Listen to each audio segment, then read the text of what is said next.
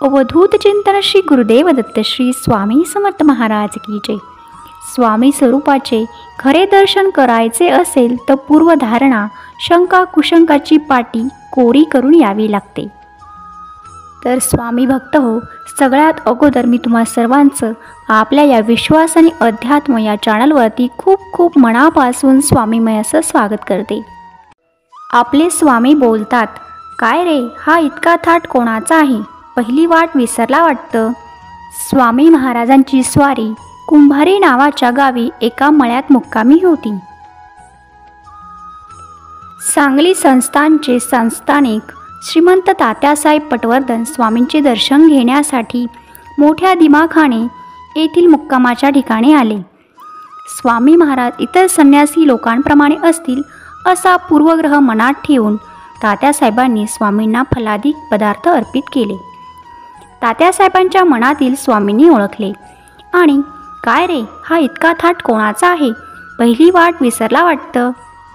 स्वामींनी असे बोलताच तात्यासाहेब मनोमन ओशाळले, पण तरीही स्वामींची परीक्षा घ्यावी म्हणून त्यांनी पेढे बर्फीच्या खाली 2 हिऱ्याच्या अंगठ्या ठेवल्या। तेव्हा स्वामी जरा हसले आणि बोलले, काय रे आमची परीक्षा बघतोस का? आमच्याकडे दांभिकपणा चालत नाही। आम्हाला सुवर्ण आणि रत्न दगडा मातीसारखेच आहेत। या अंगठ्या घरी ने किंवा फेकून दे, आम्हाला त्याची पर्वा नाही।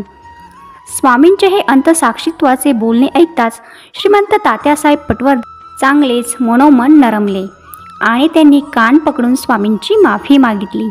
हे संन्यासी इतर संन्यासाप्रमाणे नाहीत, हे तर प्रत्यक्ष परमेश्वर आहेत असा विश्वास त्यांच्या मनात जागला, दृढ झाला आणि स्वामींना शरण जाऊन लोटांगण त्यांनी घातले। म्हणूनच स्वामी स्वरूपाचे खरे दर्शन करायचे असेल तर पूर्वधारणा शंका कुशंकाची पाटी कोरी करून यावी लागते।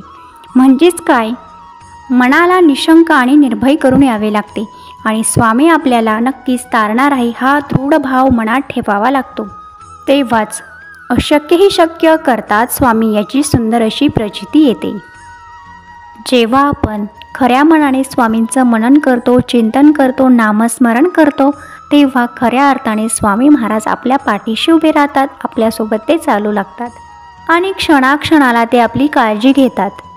कधीतरी आपल्यावर खूप मोठं दुःख कोसळतं, ते क्षणात दूर नाही झालं तरी त्या दुःखातून बाहेर पडण्यासाठी आपल्याला कोणीतरी येतं आणि आपलं सांत्वन करतं, आपल्याला मार्ग दाखवण्याचा प्रयत्न करतं। तर ही देखील स्वामी कृपाच असते।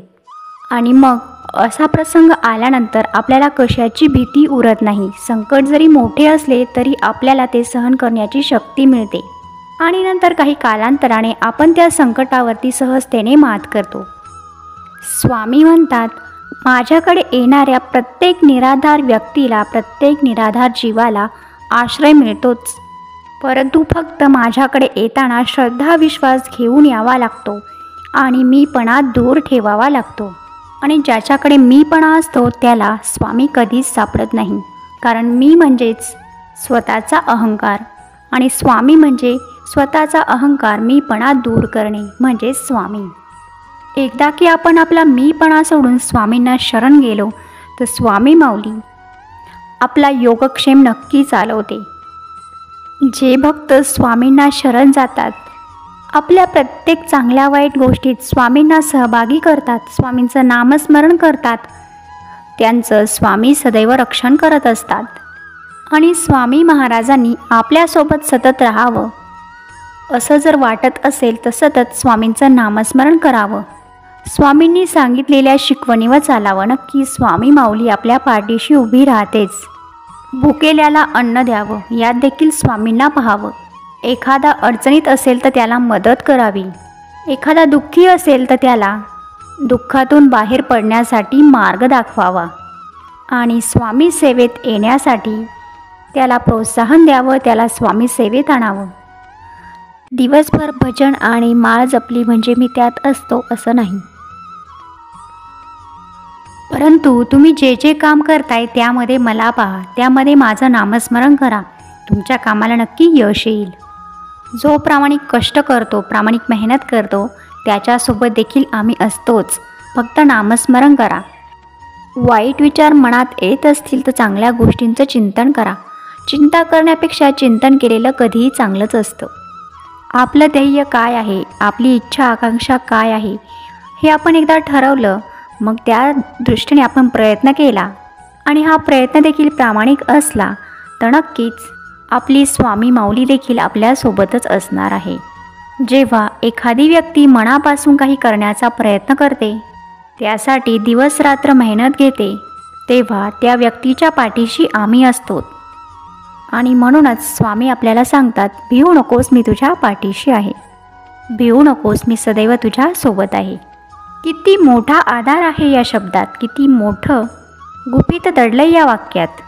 अखिल विश्वाची शक्ती आपल्यासोबत आहे म्हणजे आपण आपल्या मनाला नक्कीच निशंक आणि निर्भय करायला पाहिजे आणि सांगायला पाहिजे, निशंक होई रे मना, निर्भय होई रे मना, प्रचंड स्वामी बळपाठीशी नित्य आहे रे मना, नित्य आहे रे मना. अतर्क्य अवधूत हे स्मरणगामी, अशक्य ही शक्य करतील स्वामी, अशक्य ही शक्य करतील स्वामी. जगाचे चालक मालक पालक भगवान श्री स्वामी समर्थ महाराज आहेत, ज्यांच्या हातात गोटी रूपात अखिल विश्व सामावलेले आहे. एका दृष्टिक्षेपात महाराज सर्व जगाला दुःखमुक्त करू शकतात. अशा अलौकिक शक्तीचे आपण भक्त आहोत, सेवेकरी आहोत. तेव्हा त्याच विश्वासाने निश्चयाने आपण सेवा करावी. जो श्री स्वामी समर्थ महाराजांच्या चरणी शरण जाईल, महाराज त्याचा योगक्षेम निश्चित चालवतात आणि सदैव त्याच्या पाठीशी असतात. स्वामी म्हणतात, कोणीच कोणाचे नसते हे जरी खरे असले तरी आपल्या जीवनातील प्रगती समाजामुळेच झालेली असते. त्यामुळे एकमेकांना साथ द्या, एकमेकांना मदत करा. आयुष्यात प्रत्येक ठिकाणी व्यवहार पाळायचा नसतो. काही ठिकाणी ऋणानुबंधही जपावे लागतात, कारण व्यवहाराची प्रक्रिया डोक्यातून राबवली जाते, तर ऋणानुबंध जपण्याचा संस्कार हृदयापासून केला जातो. आणि सगळ्यात महत्त्वाचं, स्वामींच्या दरबारातून आजपर्यंत कोणी रिकामा गेला नाही आणि जाणारही नाही. फक्त स्वामींनी आपल्या झोळीत काय टाकले हे समजण्याची कुवत असणे फार महत्त्वाचे असते. श्री स्वामी समर्थ, श्री स्वामी समर्थ. तर याच प्रेरणांसोबत मी आजचा व्हिडिओ इथे संपवते. पुन्हा आपण नक्कीच भेटूया सुंदर गोड अशा अनुभवासोबत किंवा छान अशा माहितीसोबत. तोपर्यंत तुम्ही सर्वांनी काळजी नक्की घ्या. कोणत्याही गोष्टीची चिंता करण्यापेक्षा चिंतन करा, मनन करा. असं म्हणतात, चिंता ही चिता समान असते. म्हणूनच चांगले विचार करा, सकारात्मकता आपल्या जीवनामध्ये आणा. चांगल्या चांगल्या गोष्टी ऐका, वाचा आणि स्वामींच्या नामस्मरणात सतत राहा.